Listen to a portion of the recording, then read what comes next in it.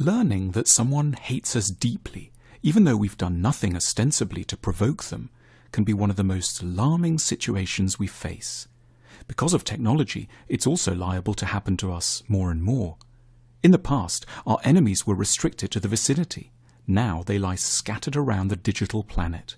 In the past, we might once have unwisely read about ourselves in another's diary. Now we can make the baleful error of quietly Googling our own name. Being hated feels so serious for three central reasons. Because we see the hatred as a prelude to genuine, practical danger. Because we feel that those who hate us might be right, that their negative information, though unpleasant, might have something important to teach us. And because we implicitly trust in the basic wisdom, soundness of mind, and sagacity of the person delivering the attack. But each of these reasons is liable to be badly off the mark. Once upon a time, our enemy might have come to bludgeon us in the night. No wonder we were very concerned. But now, almost always, they can only ever impose a psychological wound. Their ill will is unrelated to further action. And yet it's as if an ancestral part of our minds had failed to notice our freedom, that we no longer live in tribes, and that we can flourish independently in the vast and at points delightfully anonymous cities of modernity, unhampered by the narrow verdict of a few corrupt judges. Part of our vulnerability to hatred stems from the poignant and at origin intelligent way we tend to keep an open mind about criticism.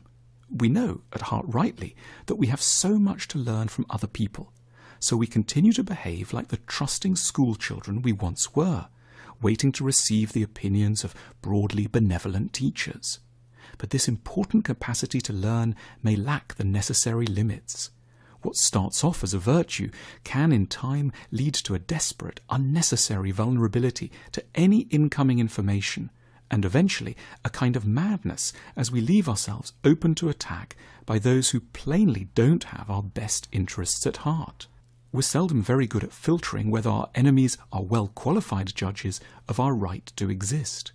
In our panic at the news of hatred, we fail to ask ourselves the one important question: whether there is any truth in the attack. But even when criticism is correct, we should never surrender our self-love to anyone who delivers it to us drenched in contempt. There is never any excuse for cruelty. We should distinguish between the critic and the hater. Whereas the critic limits the psychological significance and fallout of their point of contention, the hater takes a small point of disagreement as a way of access to deliver a wholesale, bitter condemnation of us as human beings. There is a vast difference between declaring, "You're full of bullshit," and clearing the throat to say, "I think you're mistaken on this point." The first move suggests that your error is a consequence of a fundamental rottenness. The second leaves open that you could be an honourable soul who just happens to be, like so many of us, understandably confused on a complicated issue. We should ultimately trust that anyone who deliberately harms us must be a highly damaged and therefore unreliable witness. We should not continue to believe that they may be frustrated but clever, like an exasperated but fundamentally wise teacher motivated by a pursuit of the truth, however roughly handled.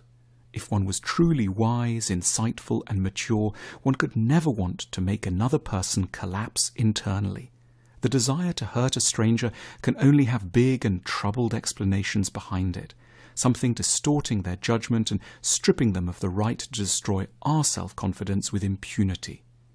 None of us are blameless. We all have so much growing up to do. A distinct openness to criticism is key to our self-development.